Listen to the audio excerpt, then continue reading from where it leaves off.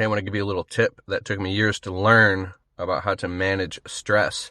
If you have your own service business, and like right now, I'm sure you are incredibly busy. Your phone is ringing off the hook to the point where it can get stressful really quickly because you don't have a second to breathe. The phone's ringing while you're on the phone. It's not uncommon to get 50, 60 phone calls a day. Well, this little technique is called change channels cleanly. So let's just say you got a million things requesting your attention from every different angle, and you're only one person, right? That can cause stress and anxiety. But you have to tend to these customers, and you somehow got to do it all. Well, aside from hiring people to help you, and the more you do that is, that's good. But let's just say, just for you, let's say you get off like an hour straight of nonstop phone calls and you have all this stuff to process. It's like a spinning wheel inside of you. It'll build up and build up and build up like a pressure cooker to the point where you can get stressed out. Now let's say the phone has stopped ringing for the next couple hours, and now you just need to do the next thing on your to-do list. Maybe it's work. Anything. You will still carry over the burden of that residual stress, and you'll be all amped up like you're in a batting cage. You're in a batting cage, and all three of them were turned on just shooting you with balls the whole time for an hour straight, and you're hitting them all, right? And now all of a sudden the batting cages are off, but you're still freaked out, like what, like now you're neurotic. It's the ability to objectify and pull yourself out of the storm and assess that, okay, the batting cages are off, turn that switch off, take a breath, and now just go to the next thing. You change channels. You're no longer on that channel. You're in a different channel. Because if you let these pressure cookers build up in all these different areas, you will get overwhelmed and you won't be able to function and do anything. This is where you become neurotic. You can't run your business properly. You get off work, you get home, you're all stressed out, and you're stressing out the people that you love.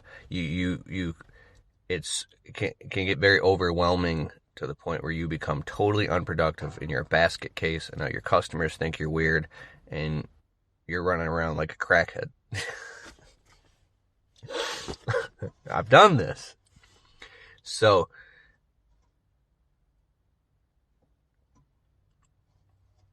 I think I don't have to say anything else, but it took me a long time to learn that stuff. Change channels cleanly and compartmentalize the situations and the emotions, compartmentalize the different tasks so they're not leaking out onto each other,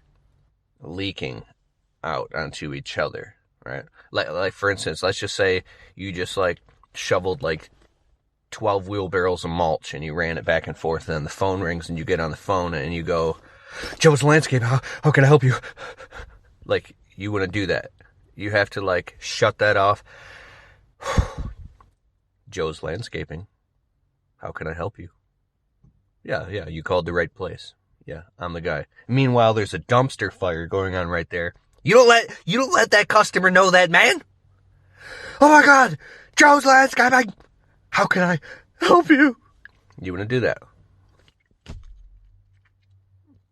Change channels cleanly. And then, so what I mean is, so you can get overwhelmed and you think, how can I possibly take on any more when I can barely even do what I'm doing right now? How is that guy doing it? How is that guy doing it? I can't do it. Right? Because you are learning how to separate your own head trash from reality and have discernment. Dude, perfect example. My buddy Eric Reno. This dude's got a $5 million roofing company in real estate and like 60 employees. He's got a lot of shit going on, right? I was with him one time. He got like 3 phone calls in a row, and 2 out of 3 of them were phone calls that would make me jump out of my skin. Like, how do you... I have a lot of respect for him, because you can look at somebody and say, how do they do all that? Well, if you spent a week in Eric Reno's shoes, maybe you wouldn't want to deal with the level of risk and stuff in the type of phone calls he gets, right? I'm talking, this is serious stuff. But it was amazing because I watched him get off the phone. I'm like, dude, what was that about? He's like, well, this, and this. I'm like, what? How are you going to deal with that? That's crazy. I don't even deal with stuff like that in my business. He goes, well, we'll figure it out.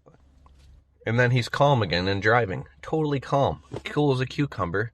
And then he even starts laughing about something else. I'm like, this guy's crazy. He's crazy. He's crazy, man. But it's a good example. Now look at somebody who is just getting started in their business and just something is like a couple jobs. Maybe like one little thing goes wrong and they're freaking out, dude. Freaking out. Well, that's actually like from where they're at. That's really where they're at right now. But can you look and say, this is where I'm at right now? You say, this is where I'm at.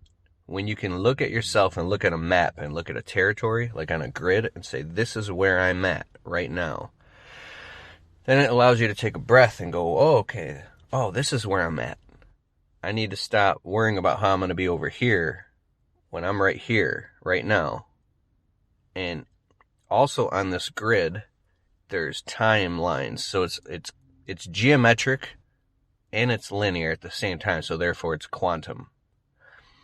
So, for instance, this moves into like having holes in your personal boundaries. This is deep, so I'll say it real quick and end the video.